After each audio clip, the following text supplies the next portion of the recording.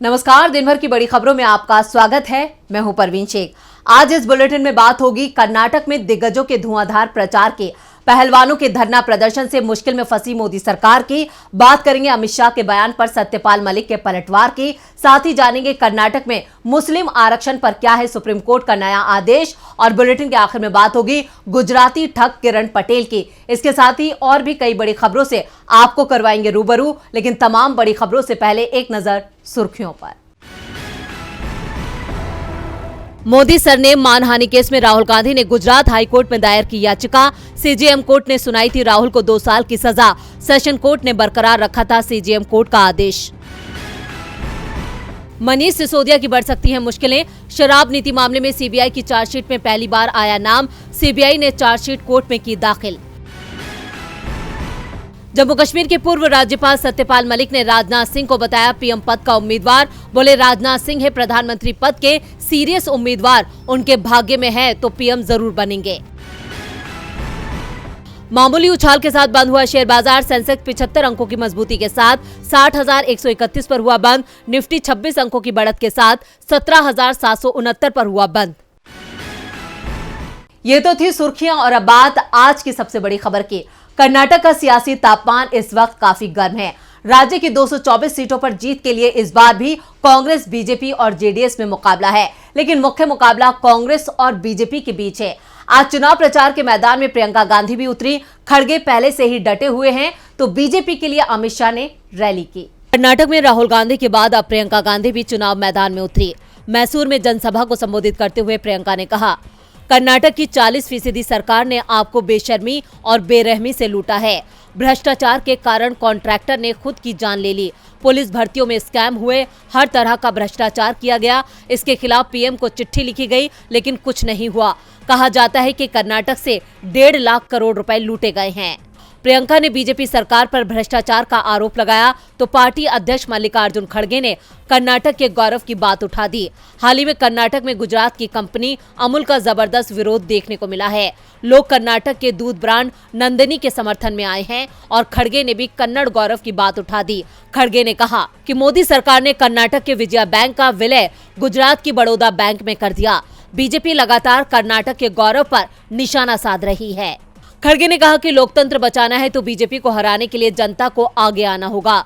दूसरी ओर बीजेपी के लिए अमित शाह ने भी चुनावी रैली को संबोधित किया और दावा किया कि कर्नाटक में बीजेपी की सरकार बनेगी। इस बीच पार्टी के वरिष्ठ नेता के.एस. ईश्वरप्पा का विवादित बयान सुर्खियों में आ गया। ईश्वरप्पा ने कहा कि शिवमोगा में बीजेपी को मुस्लिम वोटों की जरूरत नहीं है। साफ है बीजेपी ध्रुवीकरण के सहारे चुनाव जीतना चाहती है। कांग्रेस के तेज चुनाव अभियान से बीजेपी बैकफुट पर है। वहीं जंतर मंतर पर पहलवानों के धरना प्रदर्शन से मोदी सरकार भी हिल चुकी है। भारतीय कुश्ती संघ के अध्यक्ष और बीजेपी सांसद बृजभूषण शरण सिंह की मुश्किलें बढ़ने वाली हैं।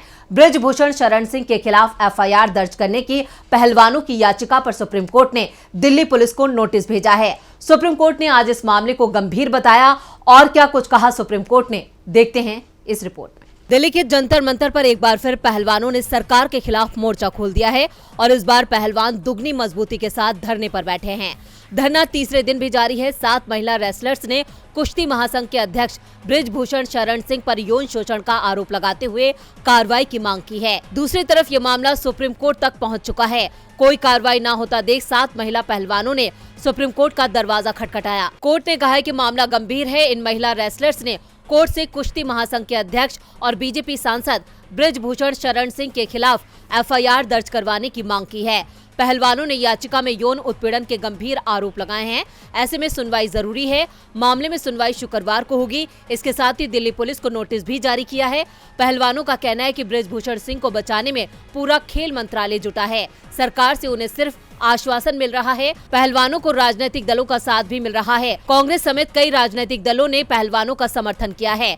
पूर्व राज्यपाल सत्यपाल मलिक भी देश के पहलवानों के साथ दिखाई दिए। किसानों ने भी पहलवानों को पूरा समर्थन दिया है। इस बीच आरोपों की जांच करने वाली कमेटी की सदस्य बबीता फोगाट ने जांच ठीक से नहीं करने के गंभीर आरोप लगाए हैं। बबीता ने कहा है कि सभी की सहमति से ये रिपोर्ट नहीं बनी है। जांच रिपोर्ट पढ़ते वक्त मेरे हाथ से रिपोर्ट छीन ली गई थी। खबर ये भी है कि बृजभूषण शरण सिंह दिल्ली आ रहे हैं। पहलवान बेटियों के आंसुओं पर मोदी सरकार की खामोशी कई सवाल खड़े कर रही है। सवाल तो पुलवामा को लेकर भी खड़े हो रहे हैं, जम्मू कश्मीर के पूर्व राज्यपाल सत्यपाल मलिक के तेवर सरकार पर भारी पड़ते दिखाई दे रहे हैं। पिछले दिनों अमित शाह ने कहा था कि जब सत्यपाल मलिक जम्मू कश्मीर के राज्यपाल थे उस समय उन्होंने पुलवामा को लेकर कुछ नहीं कहा और अब 4 साल बाद उन्हें पुलवामा याद आ रहा है। इसी पर सत्यपाल मलिक ने सरकार को करारा जवाब दिया है। जम्मू कश्मीर के पूर्व राज्यपाल सत्यपाल मलिक के पुलवामा में हुए हमले पर खुलासे के बाद से मोदी सरकार सवालों के घेरे में नजर आ रही है। सत्यपाल मलिक लगातार दावा कर रहे हैं कि सरकार की चूक की वजह से पुलवामा हुआ। मलिक के बयान पर बीजेपी घिरी तो केंद्रीय गृह मंत्री अमित शाह ने मैदान संभाला। उन्होंने बीजेपी का बचाव करते हुए कहा था कि पद पर रहते हुए सत्यपाल मलिक ने ये आरोप क्यों नहीं लगाए। पद पर रहते हुए उन्होंने अपनी अंतरात्मा की आवाज क्यों नहीं सुनी। इस बयान को लेकर सत्यपाल मलिक ने शाह को करारा जवाब दिया है। इसके साथ ही उन्होंने ये भी कहा कि पद पर रहते हुए भी उन्होंने ये सवाल उठाए थे। सत्यपाल मलिक ने कहा कि ये कहना गलत है कि मैं ये मुद्दा तब उठा रहा हूं जब मैं सत्ता में नहीं हूं। ये मुद्दा जिस दिन पुलवामा में सैनिकों को निशाना बनाया गया था मैंने उस दिन भी उठाया था। सत्यपाल मलिक ने एक बार फिर से सरकार को दो टूक जवाब दे दिया है। मलिक का स्टैंड क्लियर है कि वो पुलवामा हमले को लेकर दिए गए अपने बयान से पीछे नहीं हटने वाले हैं। अमित शाह को भी मलिक ने साफ शब्दों में कह दिया कि उन्होंने सच्चाई पद पर रहते हुए ही बता दी थी। अमित शाह पर मलिक के इस वार से बीजेपी की चिंता बढ़ गई है तो वहीं कर्नाटक में भी बीजेपी सरकार चिंता में है। सुप्रीम कोर्ट ने मुसलमानों के लिए 4% ओबीसी आरक्षण खत्म करने के कर्नाटक सरकार के फैसले को चुनौती देने वाली याचिका पर सुनवाई 9 मई तक के लिए स्थगित कर दी है। इसके साथ ही सुप्रीम कोर्ट ने आदेश दिया कि मुसलमानों के 4% आरक्षण को रद्द करने का कर्नाटक सरकार का फैसला 9 मई तक लागू नहीं किया जाएगा। और क्या कुछ कहा है कोर्ट ने, देखते हैं इस रिपोर्ट। कर्नाटक को लेकर सुप्रीम कोर्ट का बड़ा फैसला सामने आया है। सर्वोच्च अदालत ने बीजेपी सरकार के मुस्लिमों के लिए 4% आरक्षण खत्म करने के फैसले पर रोक लगा दी है। कोर्ट का साफ कहना है कि 9 मई तक सरकार का यह फैसला लागू नहीं होगा क्योंकि राज्य ने अपना जवाब दाखिल करने के लिए समय मांगा है। Justice KM. जोसेफ और जस्टिस बी.वी. नागरत्ना की पीठ ने कहा कि मुसलमानों के लिए 4% आरक्षण का पिछली सरकार का फैसला 9 मई तक जारी रहेगा। सुप्रीम कोर्ट ने 13 अप्रैल को कहा था कि सरकारी नौकरियों और शिक्षण संस्थानों में वोकालिंगा और लिंगायत समुदायों के लिए आरक्षण में 2-2% इजाफा करने और ओबीसी मुसलमानों के 4% आरक्षण को खत्म करने का कर्नाटक सरकार का फैसला प्रथम दृष्टया त्रुटिपूर्ण लगता है। कर्नाटक में बसवराज बोम्मई की सरकार ने विधानसभा चुनाव से ठीक पहले मुसलमानों के लिए आरक्षण खत्म कर दिया था। कर्नाटक सरकार ने अन्य पिछड़ा वर्ग के मुसलमानों के लिए 4% कोटा समाप्त करते हुए सरकारी नौकरियों और शिक्षण संस्थानों में आरक्षण की 2 नई श्रेणियों की घोषणा की थी। ओबीसी मुसलमानों के 4% कोटे को वोकालिंगा और लिंगायत समुदायों के बीच बांट दिया गया था। यही नहीं, आरक्षण के लिए पात्र मुसलमानों को आर्थिक रूप से कमजोर वर्गों के तहत बांट दिया। राज्य सरकार के फैसले के बाद अब वहां आरक्षण की सीमा करीब 57% हो गई है। बीजेपी सरकार के इस फैसले को सुप्रीम कोर्ट में चुनौती दी गई थी, जिस पर कोर्ट ने अब रोक लगा दी है, जो कर्नाटक की बीजेपी सरकार के लिए बड़ा झटका है। कोर्ट का आदेश कर्नाटक में बीजेपी के चुनाव अभियान को भी झटका दे सकता है, जो मुस्लिम आरक्षण रद्द करने के नाम पर वोटों के ध्रुवीकरण में जुटी हुई है। वैसे झटका कांग्रेस को भी आज लगा है, जब कांग्रेस सांसद पीएम मोदी के मंच पर दिखाई दिए। सिर्फ मंच पर ही नहीं दिखे, और भी कई जगह दिखाई दिए। तो किस सांसद को लेकर कांग्रेस दिख रही है मुश्किल में, देखते हैं ये रिपोर्ट। प्रधानमंत्री नरेंद्र मोदी केरल के 2 दिन के दौरे पर हैं और आज उनके दौरे का दूसरा दिन था। वो तिरुवनंतपुरम पहुंचे और जब विमान से नीचे उतरे तो उनके स्वागत में कई लोग आए हुए थे, लेकिन जिस एक व्यक्ति पर सभी की नजरें टिकी वो थे स्थानीय सांसद शशि थरूर। थरूर कांग्रेस के सांसद हैं और एयरपोर्ट पर पीएम नरेंद्र मोदी थरूर के साथ गर्मजोशी के साथ बातचीत करते दिखाई दे रहे हैं। पीएम नरेंद्र मोदी कांग्रेस सांसद शशि थरूर के कंधे पर हाथ रखकर उनसे कुछ बात करते दिखाई दिए। इस दौरान थरूर अपने दोनों हाथों से पीएम का हाथ थाम रखे थे। थरूर उस कार्यक्रम में भी दिखाई दिए जिस कार्यक्रम के लिए पीएम नरेंद्र मोदी तिरुवनंतपुरम पहुंचे थे। पीएम नरेंद्र मोदी ने तिरुवनंतपुरम से कासरगोड के बीच चलने वाली वंदे भारत ट्रेन को हरी झंडी दिखाई। इससे पहले इस केरल को मिली वंदे भारत ट्रेन को लेकर शशि थरूर ने ट्वीट किया था। उन्होंने लिखा था कि विकास की बात राजनीति से अलग होनी चाहिए। थरूर ने कहा कि 14 महीने पहले मैंने सरकार से केरल के लिए वंदे भारत ट्रेन शुरू करने की सलाह दी थी। मुझे खुशी है कि रेल मंत्री अश्विनी वैष्णव ने इसे पूरा कर दिखाया।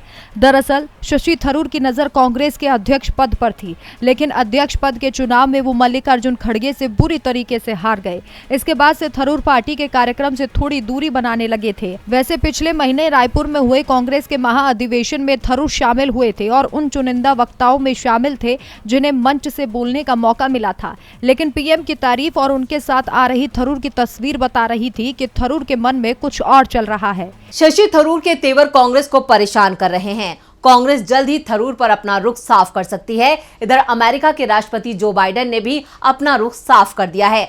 अमेरिका के राष्ट्रपति जो बाइडेन ने आज चुनावों को लेकर बड़ा ऐलान किया है। अमेरिका में अगले साल राष्ट्रपति चुनाव होने हैं और अब यह तय हो गया है कि एक बार फिर पूर्व राष्ट्रपति डोनाल्ड ट्रंप और जो बाइडेन के बीच रोमांचक मुकाबला देखने को मिल सकता है। अमेरिकी राष्ट्रपति जो बाइडेन ने आज ऐलान कर दिया है कि वो 2024 का राष्ट्रपति चुनाव लड़ेंगे। बाइडेन ने व्हाइट हाउस के बाहर हुए प्रदर्शन का एक वीडियो ट्वीट करते हुए अपनी उम्मीदवारी का ऐलान किया है। ट्वीट के कैप्शन में जो बाइडेन ने लिखा है कि हर पीढ़ी के पास एक ऐसा मौका होता है जब उन्हें लोकतंत्र को बचाने के लिए खड़े होना पड़ता है। ये मौलिक स्वतंत्रता के लिए होता है, इसलिए मैं संयुक्त राज्य अमेरिका के राष्ट्रपति पद के लिए दोबारा चुनाव लड़ने जा रहा हूँ। हमसे जुड़िए। राष्ट्रपति चुनाव के लिए बाइडेन ने अपने चुनावी अभियान टीम की घोषणा कर दी है। अमेरिकी मीडिया के अनुसार बाइडेन ने फिर से व्हाइट हाउस की वरिष्ठ अधिकारी और लंबे वक्त से डेमोक्रेटिक पार्टी की कार्यकर्ता जूली सावेज रोड्रिग्स को अपने चुनाव अभियान के प्रबंधन के लिए चुना है। इससे पहले सोमवार को मीडिया से बात करते हुए जो बाइडेन ने कहा था कि मैं पहले ही बता चुका हूं कि मैं फिर चुनाव लड़ने के बारे में सोच रहा हूं। मैं जल्द ही इसकी घोषणा भी कर दूंगा। पूर्व अमेरिकी राष्ट्रपति डोनाल्ड ट्रंप भी इस बार राष्ट्रपति चुनाव की रेस में हैं। उन्होंने पिछले साल नवंबर 2022 में 2024 के लिए राष्ट्रपति पद के लिए रिपब्लिकन उम्मीदवार के तौर पर नामांकन की घोषणा की थी। आपको बता दें कि अमेरिका के अगले राष्ट्रपति का चुनाव 5 नवंबर 2024 को होगा और अब अमेरिकी मीडिया रिपोर्ट दावा कर रहे हैं कि बाइडेन के नाम पर पार्टी के अंदर भी सहमति नहीं बन रही है और अब जो बाइडेन ने भी साफ कर दिया है कि वो इस बार भी चुनाव लड़ेंगे, यानी एक बार फिर ट्रंप और बाइडेन के बीच मुकाबला देखने को मिल सकता है। और बुलेटिन के आखिर में बात गुजराती ठग किरण पटेल की। जम्मू कश्मीर पुलिस ने गुजरात ठग किरण भाई पटेल के खिलाफ पुलिस थाना निशांत में दर्ज एक हाई प्रोफाइल मामले में एक और आरोपी को गिरफ्तार किया है। क्या है पूरी खबर, देखते हैं ये रिपोर्ट। गुजरात के ठग किरण भाई पटेल को Z+ की सुरक्षा कैसे मिली? इस सवाल का जवाब अभी तक नहीं मिल पाया है, लेकिन पुलिस इस हाई प्रोफाइल मामले में एक और आरोपी तक पहुंच गई है।